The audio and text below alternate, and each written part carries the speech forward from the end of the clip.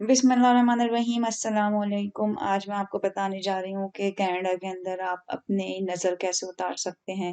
तो मेरे पास कोई सचमुच का इंसान तो है नहीं, तो किसी ने सामने वीडियो के आने के लिए राज़ी नहीं हुआ, तो ये मेरे पास एक शोपीस है, मैं इसकी नज़र उतारूँगी।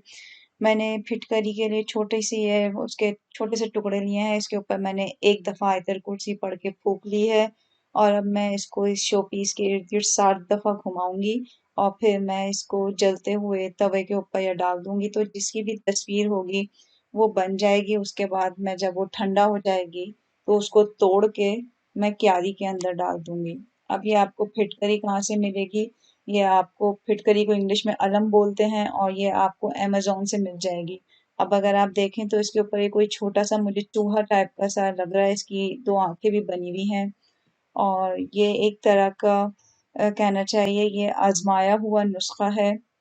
सिर्फ़ एक दफ़ा आयतल कुर्सी पढ़ के आपको फिटकरी पे फूँकनी है और 7 दफ़ा अपने इर्द-गिर्द घुमाना है और फिर आप इसको तोड़ के ख़त्म कर सकते हैं। शुक्रिया।